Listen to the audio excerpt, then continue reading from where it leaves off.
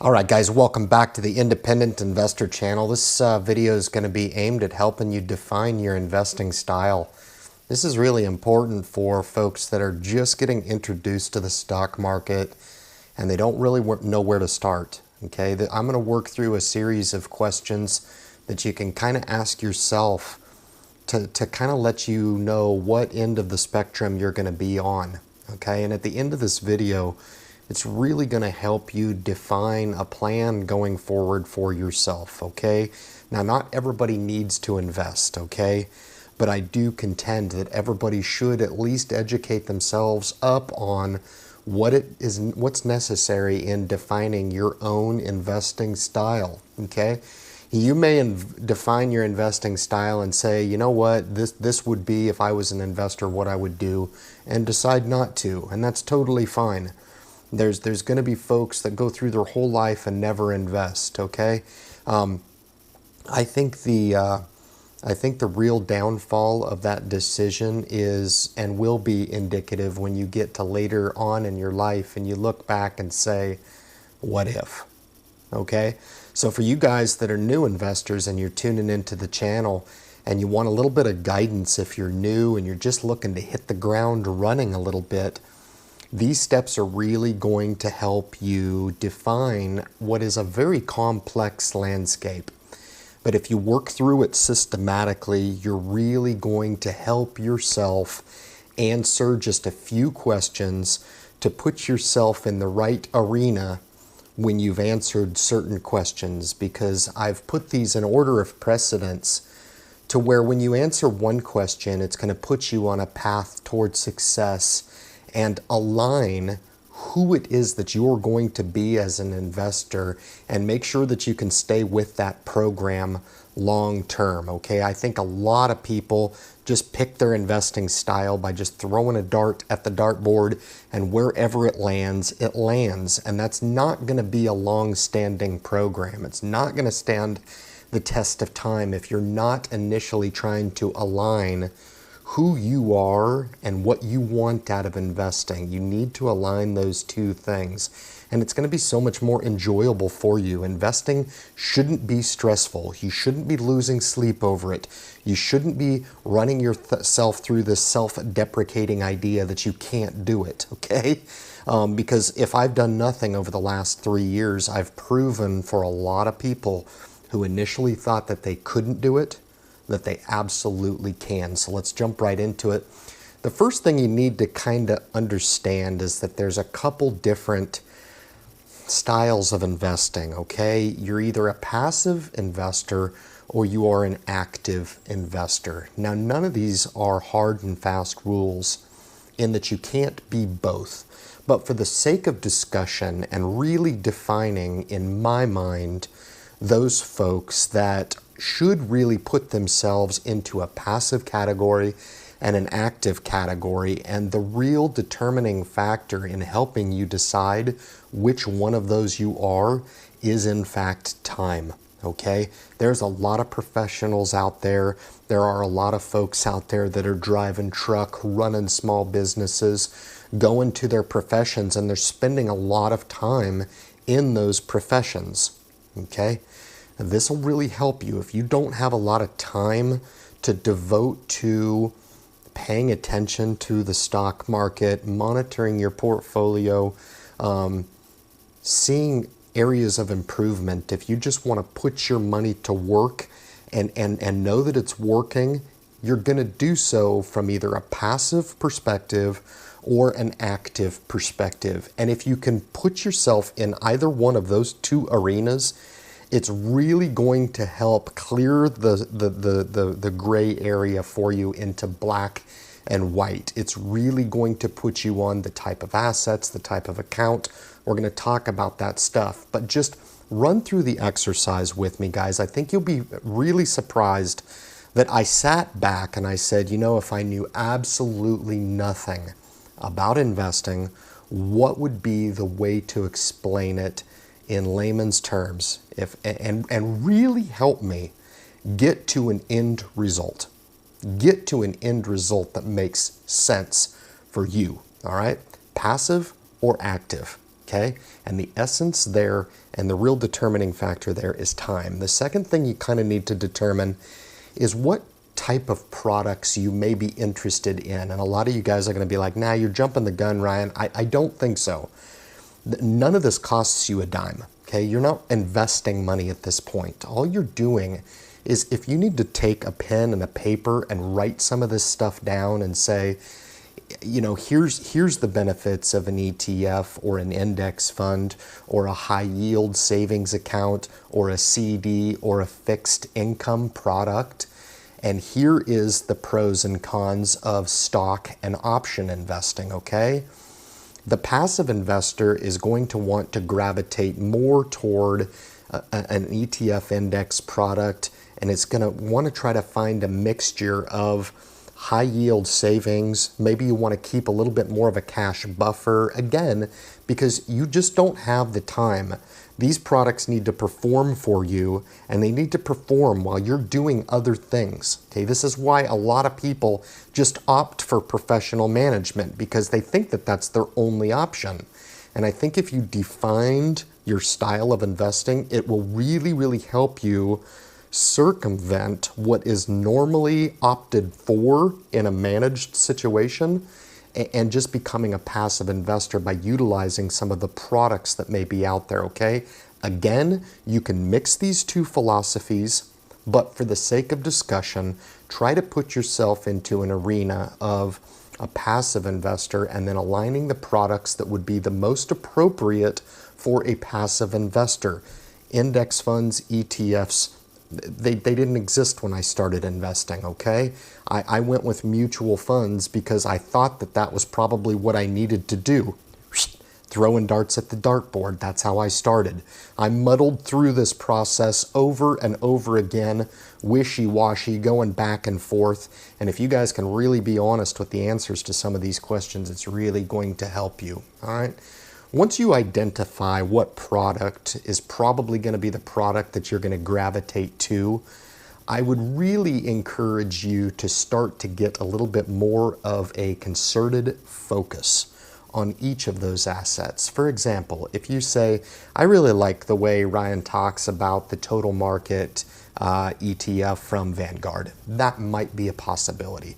I want to add some diversified exposure to my portfolio in the mid-cap sector, or I want to add a little bit of exposure to my portfolio in small caps, or I would like to build a diversified portfolio that pays me dividends, and I'd like to have some exposure, the majority of my exposure in large cap, some exposure in mid cap, and some exposure in small cap.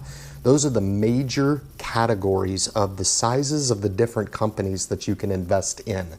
Now, the benefit to the passive side of the house is that you can pick 1, 2, 3 products. Really, almost that's all you need on that side of the house, especially when you're starting. You may only start with 1 product. But this is why we offer and repeat so many times the total market indexes, whether it be through VOO, VTI. This is why we throw that out there, because I'm trying to manufacture some of these decisions for you. Because if you trip and you fall into one of these fine categories, I'm setting you up for the greatest chance for success. Because if you trip, fall, invest in these, never to look at them again, they're going to do something really interesting for you, and without any work, they're going to grow and accumulate wealth over time. That's what they were built to do, okay? Now, on the focus side of the house, on the active side, if you're looking at a stock investing portfolio, what I found is that the folks who either gravitate toward more of a value type of investing philosophy through dividend growth investing, some folks have their portfolio built specifically around this fundamental philosophy. I think it's great, okay? Or you can opt for growth. So it's a mixture of value and growth when you're talking about single stock on the active side of the house, or a careful balance between the two, all right? So you see how Defining these major categories can help you further identify what assets are going to work for you under each of your respective styles of investing, okay? The key takeaway here is the focus. The focus on the actual asset that can help you meet your investor profile. That's the key there. Play a little bit, okay? If the VTI doesn't pay enough of a dividend, then we would look maybe at a VYM product. Or if it's not aggressive enough for you, maybe we can look at a large cap Vanguard aggressive growth ETF. Something like that. There's a product out there for everybody, okay? And that's the beauty of it. Once you've identified on pen and paper what asset, however many it is, depending on your capital that you're starting with, once you've identified those, then you can move on and ask yourself what type of account you're going to need, okay? This again is why I manufacture a lot of these decisions for you and say, start with the self-directed Roth IRA, start with the self-directed Roth IRA. I repeat this so many times because if you've skipped a few steps and you think you're an active investor, but you're actually a passive investor, but you missed all that and you just tripped and fell into the self-directed Roth IRA account, well, you've just tripped and fell into the best account I think is out there and the most underappreciated and the most unknown product out there or account that you can actually get involved with. And this is why we do that, all right? But when we're looking at the account here, there are simple accounts and there are advanced accounts. And this is where I separate for you guys the major brokerages from the discount brokerages, okay? Now, I would contend that if you're going to be a passive investor and you invest in, let's say, for example, M1 Finance, and you want to build an ETF portfolio using M1 Finance, that's going to be considered a simple account. Why? Is it necessary to go with a major brokerage house at that particular time? I contend not. Because if you're going to be passive with your program, buying VOO in an M1 Finance is going to perform exactly the same as in an advanced account. The difference is you're getting everything in the simple account and you're utilizing it because you don't need all the bells and whistles in that. But if you're opting for an advanced account, you're probably going to pay for some entry and exit fees to do your dollar cost averaging that's so important. And you're going to have a lot of data and analytics on the advanced account that you're just not going to use, right? So if your goal is to seek direct access to the stock market through a self-directed Roth IRA, you may just opt to do it through a simple investing account like an M1 Finance or a First Trade, something like that, because you don't need all the bells and whistles that are available in some of the more advanced top tier brokers, okay? So this is where you go ahead and start that account, all right? So you see how we've used the definition of our profile to kind of determine what brokerage house we go with. I get this question all the time. Who would you invest with? Who would you invest with? Would you invest at Vanguard or would you go with M1 Finance? Well, it's really determinant upon the answers to the questions that I've posed above. And it makes it really difficult for me to answer that question without having the answers to those questions that we've already went over. And if you answer those beginning preliminary questions, you're going to be able to answer this question on your own. What account is going to suit your needs the best, okay? Now the final thing that you're going to need to do once this account is started, you've progressed and you've really gone through the exercise of understanding what type of investor you're going to be, whether it be passive or active. You've kind of got an idea of what direction you want to take this portfolio in. You've gained some focus and you've focused in on some of the major products out there that maybe you would be interested in. Now, you're not going to hit a home run right off the bat, but if you follow this exercise and this flow of progression, I think you're going to get pretty close. I really do. okay? But the last thing that you need to do is you need to initiate action, okay? Once you've got the account started, you'll need to initiate action because push comes to shove. Becoming an investor means buying stock, equities, bonds, options, etc. You're going to have to need to put some capital at risk. And this is where the rubber meets the road, okay? The difference for a lot of people out there is that when the rubber meets the road, they're on the wrong road. That's the irony. And I can speak about that because I went through these deliberations myself in trying to determine my investing style. And trust me, guys, it's taken well over 20 years to continually evolve my investing style. And I think you'd be so much better off to ask these questions up front. That way it ensures when the rubber does meet the road that you're on a road that is indicative of your own personal investing style. And this is where no matter what your style is, when we come full circle on this program, when you initiate the action, okay, you're going to have a portfolio that is indicative of your investing style. That's the beauty of it, okay?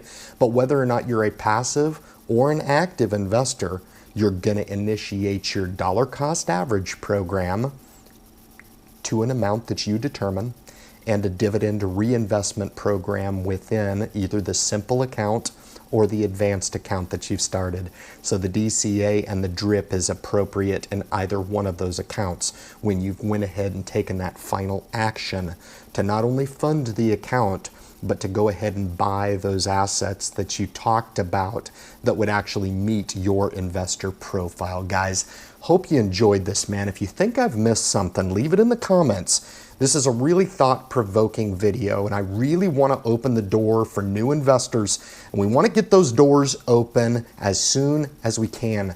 The quicker you can get this stuff under your belt, the better off you'll be, guys, in making sure that you're on the right road to your financial goals down the line, all right? Make sure you subscribe into the channel, hit the notification bell, you're notified of future videos.